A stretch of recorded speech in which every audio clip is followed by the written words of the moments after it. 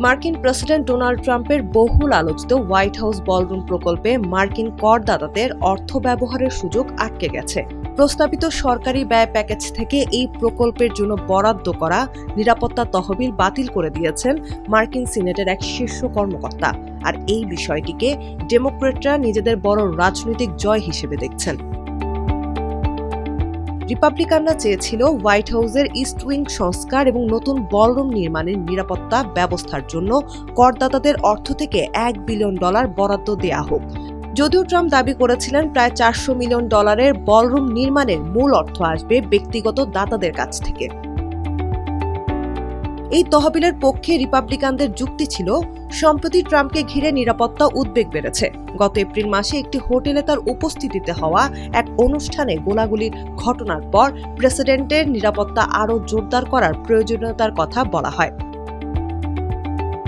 তবে ডেমোক্রেটরা এর বিরোধিতা করে বলেন, নিরাপত্তা খাতের অর্থ ব্যবহার করে বলরুম নির্মাণের মতো প্রকল্প চালানো ঠিক হবে না। পরে সিনেটের সংসদীয় বিধি রক্ষক এলিজাবেথ ম্যাকডোনাফ রায় দেন, এই বরাদ্দ সিনেটের বাজেট প্রক্রিয়ার নিয়মের সঙ্গে সামঞ্জস্যপূর্ণ নয়। এটি বার্ড রুল নামে পরিচিত বিধির লঙ্ঘন। ডেমোক্রেট নেতা চাক শুমার এক্সে লিখেন, রিপাবলিকানরা ট্রাম্পের $100 কোটি বলরুমের খরচ করদাতাদের দিয়ে মেটাতে চেয়েছিল, কিন্তু ডেমোক্রেটরা প্রথম চেষ্টাতেই তা ঠেকিয়ে দিয়েছে। আমেরিকানদের বলরুম দরকার নেই, আর এর জন্য জনগণকে অর্থও দিতে হবে না।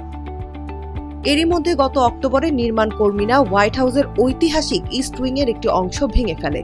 ট্রাম্প এই বলরুমকে বিশ্বের সেরা বলরুম বানানোর পরিকল্পনার কথা বলেছিলেন। তবে কংগ্রেসের অনুমোদন ছাড়া এই ধরনের পরিবর্তন আইন বিরোধী দাবি করে national trust for historic preservation প্রশাসনের বিরুদ্ধে মামলা করে। পরে এক আপিল আদালত ভূগর্ভস্থ ও ভূপৃষ্ঠের কিছু নির্মাণ কাজ চালিয়ে যাওয়ার অনুমতি দেয়।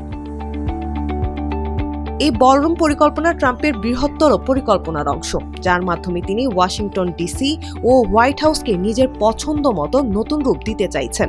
এর আগে তিনি ওভাল অফিসে সোনালী কারুকাজ যোগ করেছেন, হোয়াইট হাউসের রোজ গার্ডেন পাকা করেছেন এবং সেটিকে তার ফ্লোরিডার ক্লাব মারে-লাগোর আদলে সাজানোর চেষ্টা করেছেন। এছাড়া তিনি ওয়াশিংটনে কিছু গুরুত্বপূর্ণ প্রতিষ্ঠানের নাম পরিবর্তন করেছেন এবং আর্লিটন ন্যাশনাল সেমেটারির কাছে 250 ফুট উঁচু একটি বিজয় তরণ নির্মাণের পরিকল্পনাও ঘোষণা করেছেন।